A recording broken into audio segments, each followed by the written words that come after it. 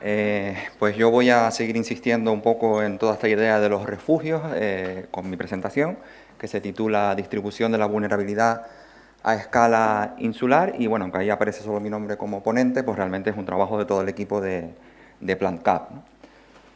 Bueno, partimos de la idea de que el cambio climático no afecta por igual a todas las islas ni a los ecosistemas, ¿no?, de manera interna en cada una de las islas. Es por tanto interesante conocer cómo funcionan los patrones espaciales de respuesta de las especies a cambios ambientales como el cambio climático, ¿no? Es decir, necesitamos saber en los territorios pues dónde vamos a ganar más especies, dónde vamos a perder especies, y identificar cuáles son esas áreas más o menos vulnerables a escala insular. En este caso, pues yo, la metodología en la que me he centrado han sido los modelos de distribución de especies, que es pues una metodología diferente a la que nos ha presentado, por ejemplo, hace un momento Juanjo. Y bueno, esos modelos de distribución de especies lo que nos permiten es conocer el área potencial de las especies en distintos escenarios, tanto en el presente como en situaciones como pueden ser las que nos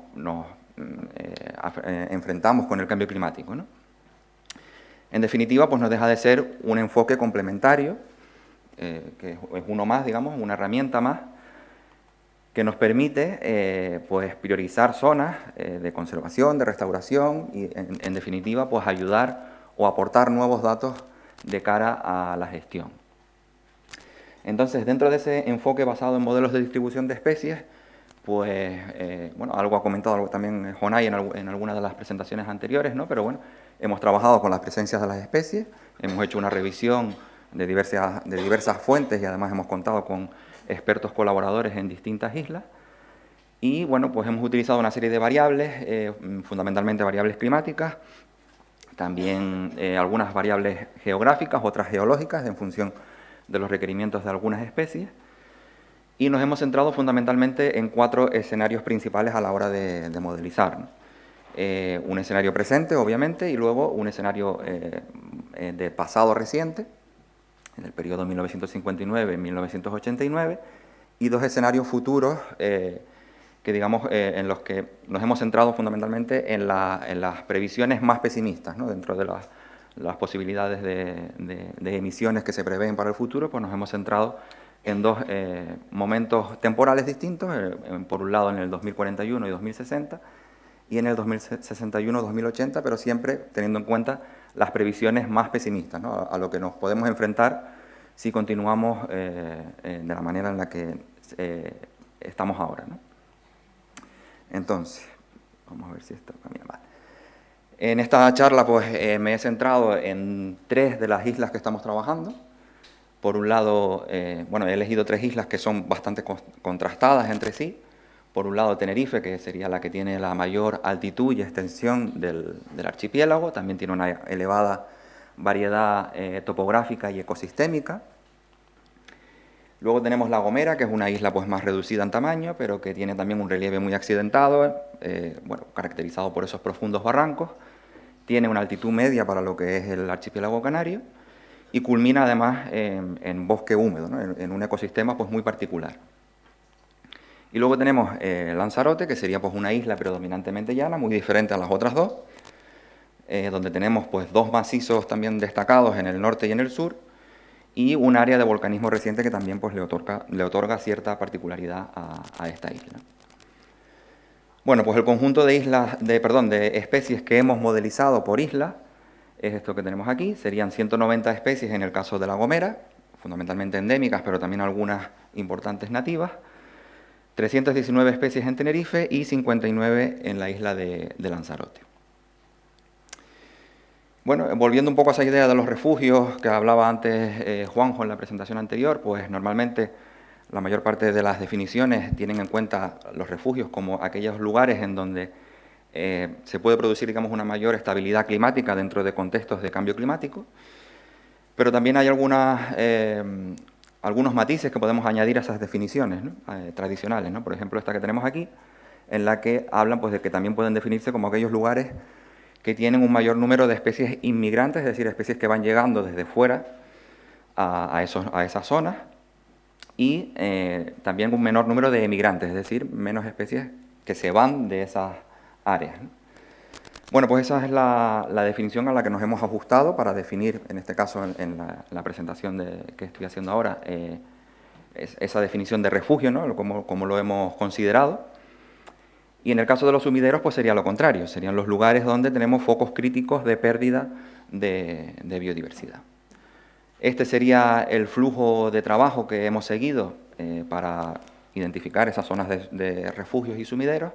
Por un lado, hemos pues, obtenido los mapas individuales de cada una de las especies, modelizando con las variables que comentábamos al principio. Los hemos sumado, hemos obtenido mapas de conjunto y a partir de ahí pues, lo que hemos hecho es identificar esos refugios y sumideros en base a unos rangos que nosotros hemos considerado que pueden ser representativos. Y estos serían pues, los rangos con los que hemos jugado fundamentalmente. En base, digamos, a los porcentajes de pérdida de especies o de ganancia de especies entre el presente y los distintos escenarios que nosotros hemos considerado, el pasado y los dos escenarios futuros, pues hemos establecido una zonificación, digamos, a nivel insular en esas tres islas, que incluiría pues, áreas, digamos, neutrales, que serían aquellas que tienen pues, muy pocos cambios, entre el menos 15% y el 15%, ya sean positivos o negativos. Y luego dos niveles pues, de sumidero y de refugio en función de cuánto de intensos son las pérdidas o las ganancias en cada caso, ¿no? Sumideros moderados y sumideros intensos, y luego también refugios moderados y refugios intensos, siguiendo pues, los intervalos que señalo ahí, ¿no? También nos hemos planteado la pregunta de si es igual la distribución de refugios y sumideros si consideramos que muchas especies realmente pues no van a tener posibilidades de migrar, por mucho que los modelos puedan decir que sí, pues realmente algunas de ellas en la realidad no tienen capacidad para migrar, ¿no? por las distintas problemáticas que tienen encima, ¿no? Entonces, pues hemos considerado, o voy a presentar, digamos, dos mapas diferentes en cada caso. Por un lado, mapas considerando todas las especies que hemos modelizado. Y luego también, en el caso de los futuros, también voy a mostrar mapas en los que hemos excluido aquellas especies que tienen más de 3 restricciones a la capacidad adaptativa, es decir, que si consideramos que no las gestionamos, pues es posible que las perdamos en el futuro, ¿no? Estaríamos asumiendo, pues, en cierta medida, su extinción o su desaparición del territorio, ¿no? Bueno, pues empezando con los resultados, estos serían los mapas de la isla de Tenerife, empezando por los mapas considerando todas las especies en bruto. Observamos que en la comparativa entre el presente y el pasado, pues predominan fundamentalmente áreas de refugios y zonas neutras, lo cual pues parece un escenario sin demasiados cambios a priori, ¿vale? Sin embargo, según avanzamos hacia el futuro, pues observamos que se acentúan esas zonas de pérdidas y de ganancias en ciertos sectores determinados, ¿no? En el caso de los refugios, pues observamos, por ejemplo, que las dorsales en gran medida funcionan como refugios. En el caso de la alta montaña, pues como bien nos mostró antes también José Esquivel, pues también tenemos esas dos zonas diferenciadas como potenciales refugios de especies. El Teide, ¿no? El propio complejo Teide Peco Viejo y la zona del entorno de Guajara.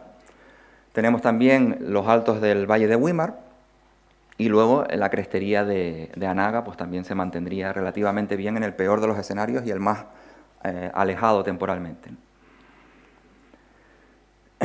Y luego tenemos los sumideros, en este caso pues las zonas bajas de la isla sería donde encontraríamos las mayores pérdidas.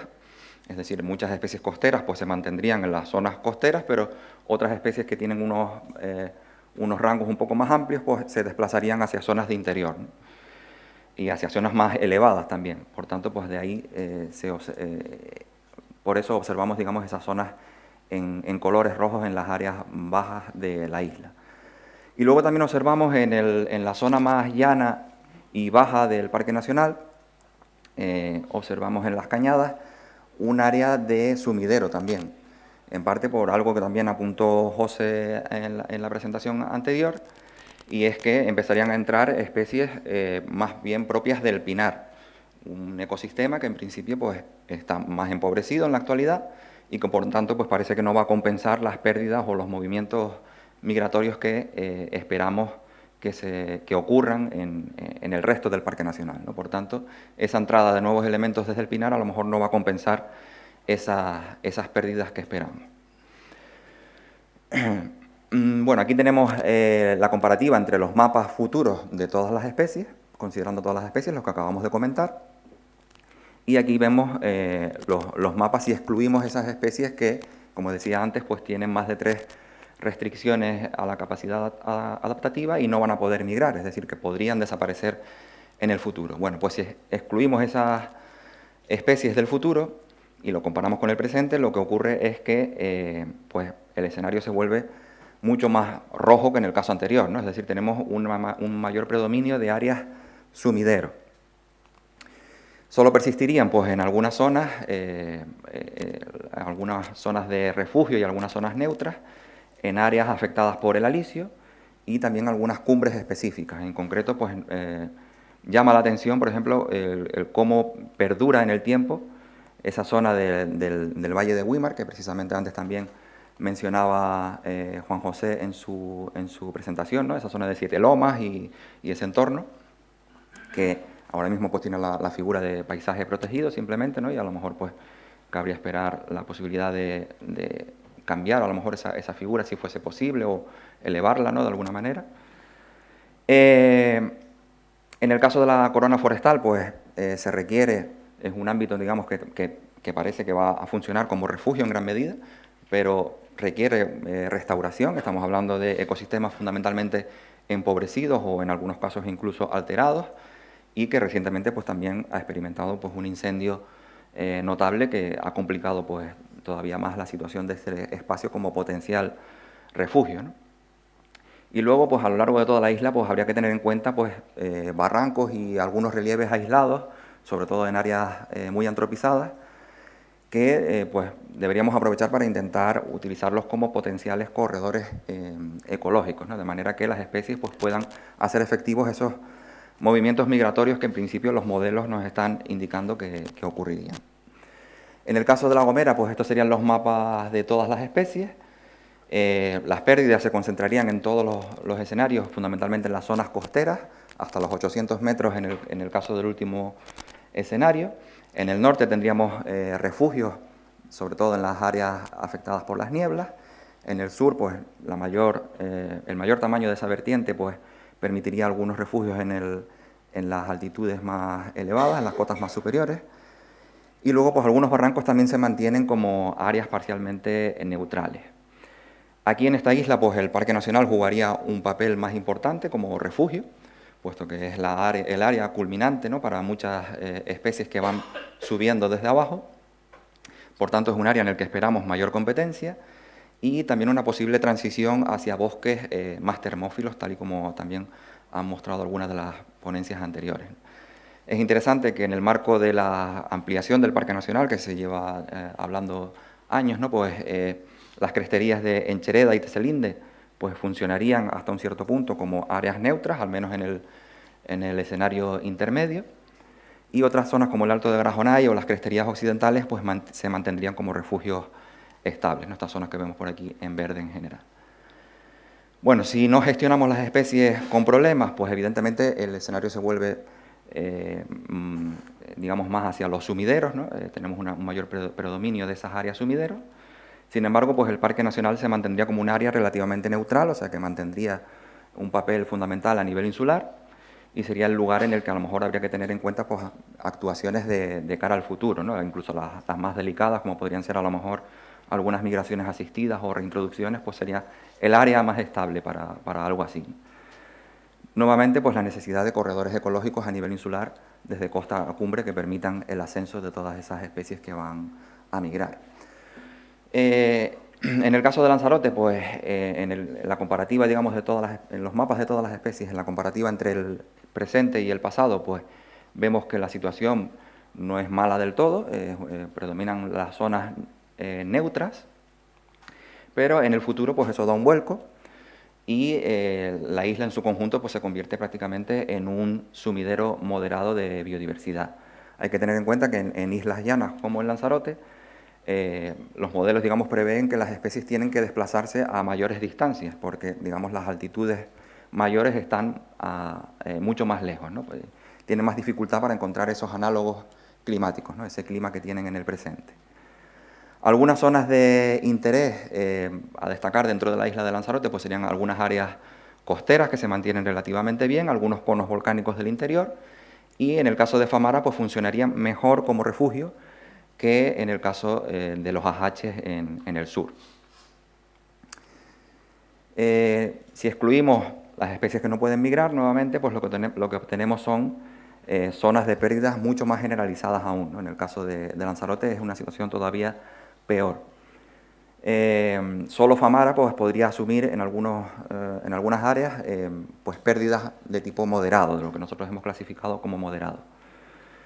Sería conveniente en este caso, pues a lo mejor ampliar el parque natural del archipiélago Chinijo hacia áreas elevadas de la zona de Famara, aunque es complicado porque está también antropizada, ¿no? Pero bueno, pues es una posibilidad que se debería contemplar. En este caso, en esta isla, el Parque Nacional tiene un papel mucho más limitado, pues es que estamos hablando de un parque nacional ubicado a muy baja altitud y que también tiene una gran juventud geológica, pero sería interesante pues quizás ampliar los límites hacia áreas del interior, hacia las áreas donde posiblemente estén migrando las especies, ¿no? Donde, bueno, en la actualidad tenemos un parque natural, pero a lo mejor pues podríamos ampliar el Parque Nacional hacia ese área. Bueno, pues unas conclusiones para terminar. Pues hemos observado un desplazamiento altitudinal en la mayor parte de los mapas en las 3 islas analizadas. Ese desplazamiento altitudinal no siempre se ve compensado por los ecosistemas que tenemos por debajo, es decir, que tenemos ecosistemas empobrecidos y alterados que podrían dar lugar a nuevas zonas sumidero, ¿no? O nuevas zonas de pérdidas de biodiversidad en bruto. Evidentemente, las especies con distribuciones fragmentadas o diversas restricciones pues, van a presentar más dificultades para migrar y para, digamos, llegar a alcanzar estas predicciones que vemos en los modelos. Y obviamente, pues, los mapas que hemos mostrado sin gestión y sin restauración pues, nos muestran un escenario en el que predominan los sumideros, ¿no? Independientemente de la isla en la que nos encontremos, quizás más grave en el caso de Lanzarote, pero predominan los sumideros en todas ellas. Es por tanto necesario mejorar la conectividad entre hábitats, por ejemplo con los corredores ecológicos que hemos ido comentando, y se recomendaría pues, revisar o ampliar algunas figuras de protección existentes, y eso puede ayudar a que ciertas zonas se restauren o se produzcan avances desde el punto de vista de la gestión. Y bueno, pues sería interesante desde el punto de vista metodológico monitorear todas estas zonas que hemos señalado como refugios, sumideros, y ver si realmente pues, se van cumpliendo los patrones que vamos observando, ¿no? Según va pasando el tiempo, pues a largo plazo comprobar si realmente estas áreas que identificamos pues, funcionan como nosotros hemos previsto o en base a los modelos, ¿no? Y nada, muchas gracias.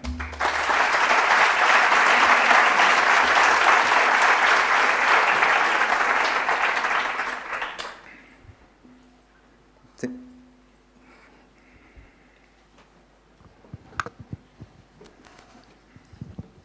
Hola, quería preguntarte una cosa. Hablabas siempre del efecto de los alisios dentro del modelo de refugio. ¿Prevés modificaciones o variaciones del efecto de los alisios o en principio lo estás asumiendo como una variable que no cambia? En principio, para los modelos lo hemos asumido como una variable estática, es decir, nos hemos basado digamos, en un periodo temporal amplio, ¿no? A la hora de considerar pues, dónde empiezan y dónde terminan esa capa de los alisios. Pero sí que es verdad que es algo que, pues, de cara a posibles mejoras dentro de los modelos, pues a lo mejor habría que incluir, ¿no? La posibilidad de que pues, cambie el nivel altitudinal de los alisios o que cambie la frecuencia sobre ciertas zonas, ¿no? Pues es algo que habría que tener en cuenta. De hecho, ya pues, hay algunos trabajos recientes que precisamente están apuntando a un cierto descenso del nivel de la capa de nubes, ¿no? Entonces, pues es algo que de cara al futuro pues habría que ver cómo va a funcionar exactamente, ¿no? Gracias.